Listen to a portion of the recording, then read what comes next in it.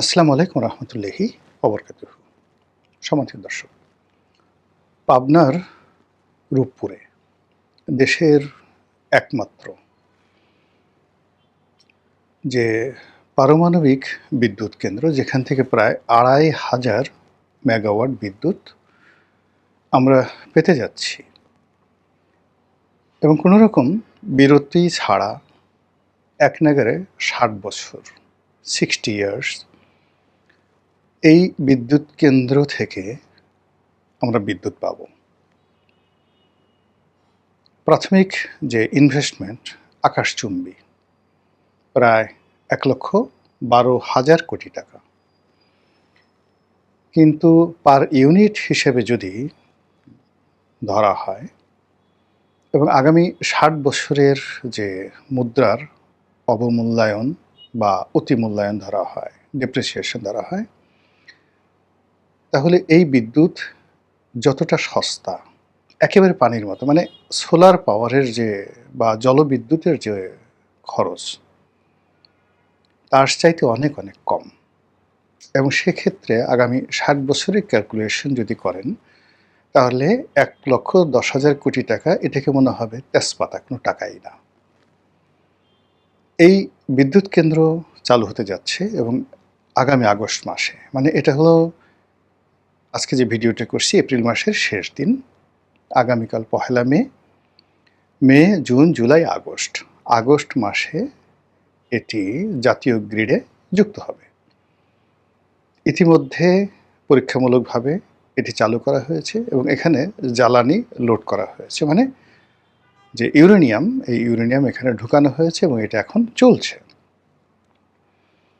সব কিছু যদি স্বাভাবিক থাকে, তাহলে সারা পৃথিবীর বুকে ৩৩তম গর্বিত রাষ্ট্ররূপে, যাদের দেশে পরমাণু চালিত বিদ্যুৎ কেন্দ্র রয়েছে, পৃথিবীর কতগুলো দেশ রয়েছে জাতিসংঘের সদস্য, তাদের মধ্যে ৩৩টি দেশের মাত্র এই গৌরবোজ্জ্বল স্থাপনা আছে, তাদের মধ্যে বাংলাদেশ অনুপ্রবেশ করতে যাচ্ছে। এটা আমাদের জন্য অতি গর্বের, পুরো জাতি এর জন্য গর্বিত। এবং এই পারমাণবিক চুল্লির সঙ্গে, এই পারমাণবিক বিদ্যুৎ কেন্দ্রের সঙ্গে এবং বাংলাদেশের মতো একটি জায়গাতে, জনবহুল একটি রাষ্ট্রে পারমাণবিক বিদ্যুৎ কেন্দ্র স্থাপন করার মতো যে প্রচণ্ড দুঃসাহস দরকার, যেটি পাকিস্তান জমানাতে আইয়ুব খানও সাহস পাননি, এই দুঃসাহসিক কর্মের সঙ্গে যারা জড়িত, বিশেষ করে পাবনার জনগণ, তাদের মধ্যে নানা রকম বিভ্রান্তি ছড়ানো হয়েছিল, যেখানে কোনো দুর্ঘটনা ঘটলে পুরো জেলা শেষ হয়ে যাবে। তারা রাস্তায় নামতে পারতেন, বিদ্রোহ করতে পারতেন, কিন্তু সেটা না করে পুরো এলাকাটিকে একটি ক্ষুদে রাশিয়া বানানো হয়ে গেছে। অর্থাৎ সেখানে শত শত রাশিয়ান ইঞ্জিনিয়ার, কর্মকর্তা কর্মচারী, তারা সেখানে আছেন এবং ওখানে যে একটা পরিবেশ, না গেলে কেউ বুঝতে পারবেন না। রাশিয়ান লোক স্বামী স্ত্রী রাস্তায় আলু কিনছে, পেঁয়াজ কিনছে, বাংলা ভাষায় কথা বলছে। বাঙালিরা, সেই রূপপুরের যারা বাঙালি, তারা আবার অনেকে রাশিয়ান ভাষা শিখে গেছে। একটা বৃহত্তম নয়, প্রধানতম পরাশক্তির সঙ্গে আমাদের এই যে একটা বন্ধন, পারমাণবিক বন্ধন, এটি আগামীতে আমাদের যে কেবলমাত্র যে বৈদ্যুতিক বা জ্বালানি সংকট মোকাবেলা অথবা জ্বালানি নিরাপত্তার বাইরেও আমাদের সঙ্গে রাশিয়ার এই বন্ধন আমাদের সামগ্রিক যে দেশের কৌশলগত নিরাপত্তা, এই ক্ষেত্রে একটা মাইলস্টোন স্থাপিত হয়ে গেল। ফলে যারা এই ঘটনার সঙ্গে জড়িত, তাদের প্রতি কৃতজ্ঞ। আল্লাহ তাদের রহমত দান করুন, বরকত দান করুন এবং তাদের ভুল ভ্রান্তি মাফ করে দিয়ে তাদেরকে যার যার অবস্থানে তারা ভালো থাকুন, এই প্রার্থনা করছি। এই কাজের সঙ্গে খোলামেলা বলতে গেলে, যদি আপনি ধরেন, বহু মানুষ এর সঙ্গে জড়িত। 1967-এ যখন আইয়ুব খান ক্ষমতাতে, তখন এখানে একটা পারমাণবিক এরকম বিদ্যুৎ কেন্দ্র স্থাপন করার জন্য একটা মাস্টার প্ল্যান তারা নিয়েছিল এবং ভূমি জরিপ থেকে শুরু করে আর অনেক কিছু কিন্তু সেই জমানায় হয়েছিল। পরবর্তী যে সরকারি ক্ষমতায় এসেছে প্রতিটি সরকারের সময় এই ফাইলগুলো চলতেছিল এবং কোনো সরকার এটাকে বাতিল করেনি। This is the positive. অর্থাৎ বঙ্গবন্ধু সরকার, জিয়াউর রহমান সরকার, পরবর্তীতে যারাই আসছে, এমনকি খন্দকার মোশতাক আসছে, এই যে রূপপুর পারমাণবিক প্রকল্পের যে প্রস্তাবনা, এই প্রস্তাবনাটি কখনো কোনো সরকার রিজেক্ট করেনি। যদি রিজেক্ট করা হতো শেখ হাসিনার পক্ষে আসলে এটা নতুন করে চালু করা সম্ভব ছিল না। This is the first thing. ফলে we must show our gratitude and gratefulness towards all government official and political parties as well as the government belongs to the power in the previous days. এটা বুঝতে হবে, ungrateful হলে চলবে না। তো সেই অর্থে সিংহভাগ কাজ শেখ হাসিনা করেছেন, তাকে প্রশংসা করতেই হবে। There is no way. Mister Vladimir Putin আমেরিকাকে টেক্কা দিয়ে শেখ হাসিনার সঙ্গে একটা বন্ধুত্ব সম্পর্ক স্থাপনের জন্য বাংলাদেশে 90,000 কোটি টাকা বিনিয়োগ করেছে এবং রাশিয়ার অর্থনীতি ভালো না। তারা যেই সময়টাতে বিনিয়োগে এসেছে সেই সময়টাতে রাশিয়ার অর্থনীতি ভালো ছিল না। তো সেই অর্থনীতি থেকে 90,000 কোটি টাকা বের করে সেই টাকা বাংলাদেশের মতো একটা তৃতীয় বিশ্বে তারা বিনিয়োগ করেছে। এই জন্য রাশিয়ান সরকারকে সম্মান দিতে হবে, ধন্যবাদ দিতে হবে। যেভাবে 1971 সনে রাশিয়ার সহযোগিতা না থাকলে আমরা কোনোদিন স্বাধীনতা পেতাম না। আমেরিকা আমাদের কুটি কুটি করে কেটে ফেলত। দ্বিতীয়ত, স্বাধীনতার পরে আমাদের বন্দর, অবকাঠামো, কর্ণফুলীর চ্যানেল এবং মংলা বন্দরের চ্যানেল, সেখানে মাইন পুঁতে যেভাবে রেখেছিল, আমরা জিন্দিগিতে আমাদের নিজস্ব টেকনোলজি, এমনকি ভারতের টেকনোলজি দিয়েও আমরা আজ পর্যন্ত, মানে আজকে 50 বছর পর্যন্ত আমরা সেই বন্দরকে ব্যবহার করতে পারতাম না। পাকিস্তানিরা যাওয়ার সময় আমাদের এই সকল বড় বড় ব্রিজ, কালভার্ট থেকে শুরু করে যেখানে যেখানে নৌ চলাচলের রুট রয়েছে সেখানে তারা মাইন পুঁতে গিয়েছিল। যেভাবে এখন ইরান হরমুজে মাইন পুঁতে রেখেছে, আমেরিকা সেখানে কিচ্ছু করতে পারছে না। তো সেই মাইনগুলো কারা তুলেছিল? এই রাশিয়া, আমাদের পরীক্ষিত এবং আমাদের প্রমাণিত বন্ধু।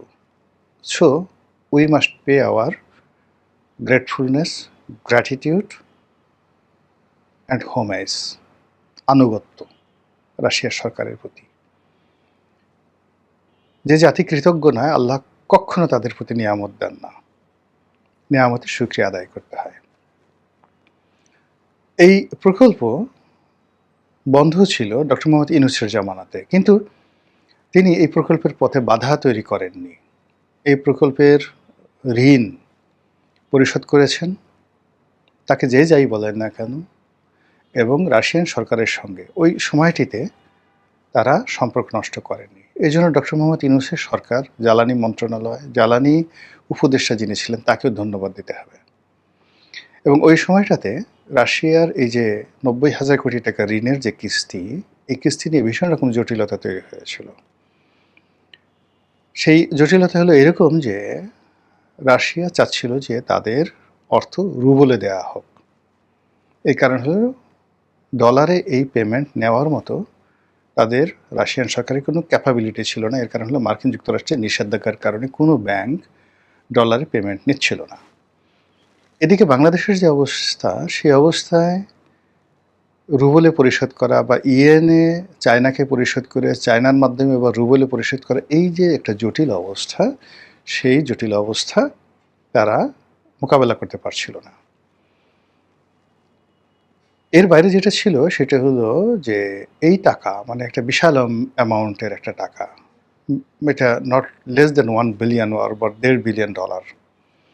এই টাকা সেন্ট্রাল ব্যাংক, বাংলাদেশ ব্যাংক এটাকে আলাদা করে রেখেছিল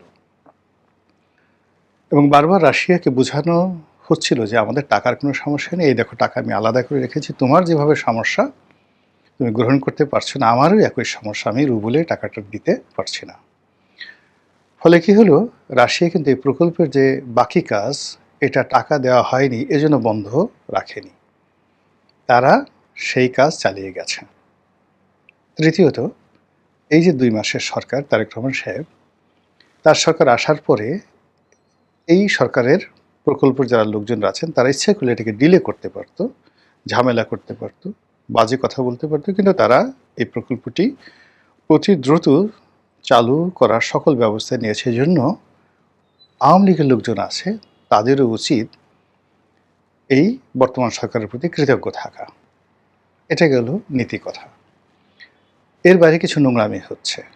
নোংরামি সরকারের ঊর্ধ্বতন পর্যায়ে বা বিএনপির ঊর্ধ্বতন পর্যায়ে কেউ করছে কিনা আমি বলতে পারবো না, কিন্তু যেটা হচ্ছে যে এখানে বলা হচ্ছে যে শেখ হাসিনার এখানে কোনো ক্রেডিট নেই, সে যা কিছু করেছে সেটা হলো এখান থেকে সে $5 বিলিয়ন চুরি করেছে, দেশের বাইরে পাচার করেছে। এটা একেবারে অথর্ব, একেবারে বাজে কথা, এবং এটা বলতে গেলে একেবারে অসম্ভব। আপনি বোঝার চেষ্টা করুন, রাশিয়ার সরকার, পুতিন সরকার, তাদের যে জ্বালানি মন্ত্রণালয়, সেই জ্বালানি মন্ত্রণালয় এবং তাদের যে পরমাণু যে বিভাগ রয়েছে, গ্যাসপ্রম, তার মাধ্যমে এই বিনিয়োগটা এখানে করেছে।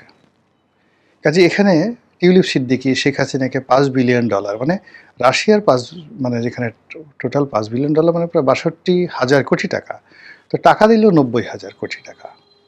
তাও এখনো পর্যন্ত সেই ৯০,০০০ কোটি টাকার পুরোটা কিন্তু দেওয়া হয়নি। হয়তো ৮০,০০০ কোটি টাকা এখন পর্যন্ত তারা বিনিয়োগ করেছে, বাকি আরও ধাপে ধাপে তারা বিনিয়োগ করবে। আরও ২-৩ বছর লাগবে তাদের এই ৯০,০০০ কোটি টাকা বিনিয়োগ করতে। তারা এ যাবৎকালে ধরুন আজকের দিন পর্যন্ত সাকুল্যে হয়তো ৭০,০০০ বা ৮০,০০০ কোটি টাকা, ৭০,০০০ কোটি টাকা তারা বিনিয়োগ করেছে। আর ৭০,০০০ কোটি টাকা থেকে তারা শেখ হাসিনাকে আরও ৪-৫ বছর আগে ৬০,০০০ কোটি টাকা তারা দিয়ে দিয়েছে। তাহলে এই প্রকল্প মাত্র ১০,০০০ কোটি টাকায় হয়েছে।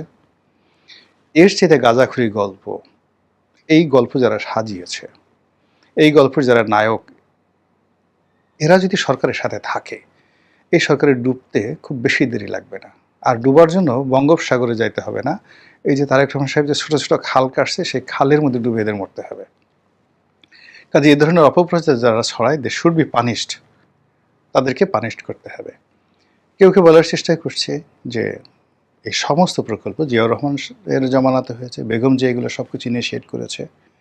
আমি তো বললাম যে প্রত্যেকটা সরকারই এখানে ইতিবাচক দিক আছে, যার যতটুকু প্রাপ্য we must say yes, thank you, কিন্তু নট মোর দ্যান দ্যাট। এই বিষয়গুলোকে বাদ দিতে হবে। এবং সর্বশেষ যেটা হচ্ছে যে আওয়ামী লীগের লোকজনও কিন্তু এখন বলার চেষ্টা করছে যে ঠিক আছে, এখানে জিয়াউর রহমানের ভূমিকা আছে, ভালো কথা, এখানে তো পরমাণু বিজ্ঞানী ডক্টর ওয়াজেদ মিয়া, তারও ভূমিকা আছে। হ্যাঁ, অবশ্যই আছে। এই কারণ হলো বাংলাদেশ আণবিক শক্তি কমিশনের তিনি চেয়ারম্যান ছিলেন, তিনি সেখানকার প্রধান বৈজ্ঞানিক ছিলেন, তার সঙ্গে বেগম জিয়ার ভালো সম্পর্ক ছিল, তার সঙ্গে শহীদ প্রেসিডেন্ট জিয়াউর রহমানের ভালো সম্পর্ক ছিল, এবং তিনি এই সমস্ত দলবাজির মধ্যে কোনোদিন ছিলেন না। He was a very straight forward man. বাংলাদেশে মানে যদি ডক্টর ওয়াজেদ মিয়া, মানে উনি যদি বাংলাদেশে জন্ম না নিয়ে আমেরিকাতে জন্ম নিতেন বা ইংল্যান্ডে জন্ম নিতেন, তাহলে একটা নতুন ইতিহাস তৈরি হতো। দ্বিতীয়ত হলো যে তার যে মেধা যোগ্যতা ছিল, ওটা বাংলাদেশ আণবিক শক্তি কমিশনের যে কার্যবিধি, কার্যপ্রণালী, এটা খুব সীমিত ছিল, ফলে তিনি হয়তো আরও ভালো করতে পারতেন।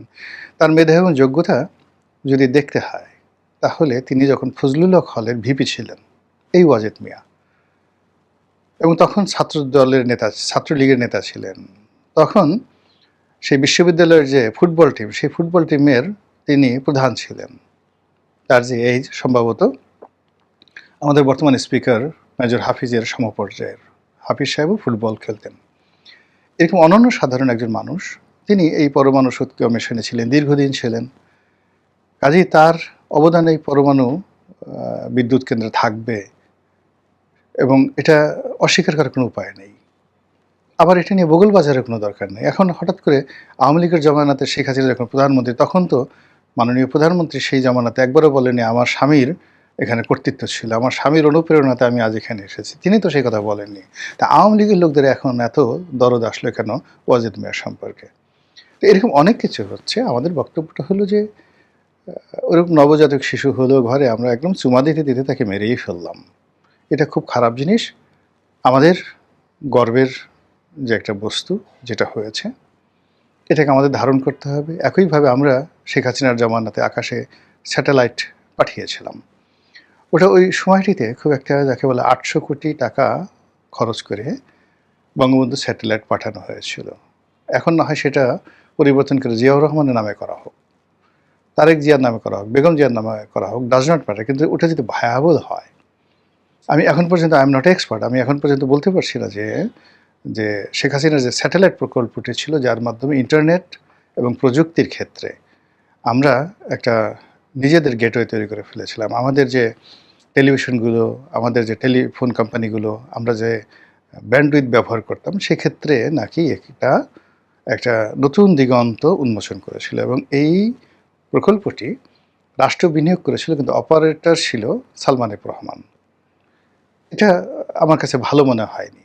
এনিওয়ে, এখন সেই প্রকল্পটি কী অবস্থায় আছে, সেটা চালু করা যাবে কি না। বাট একটা যদি ভায়াবল হয়, আকাশে বাংলাদেশের একটা স্যাটেলাইট আছে, এটা আমাদের জন্য একটা গর্বের বিষয়। এরকম অনেকগুলো বিষয় রয়েছে শেখ হাসিনার জমানাতে করা হয়েছে, এগুলোকে চালু রাখতে হবে যদি এগুলো ভায়াবল হয়। মহান আল্লাহ আমাদের সবাইকে হেদায়েত দান করুন, হেফাজত করুন। আসসালামু আলাইকুম ওয়া রাহমাতুল্লাহি ওয়া বারাকাতুহু।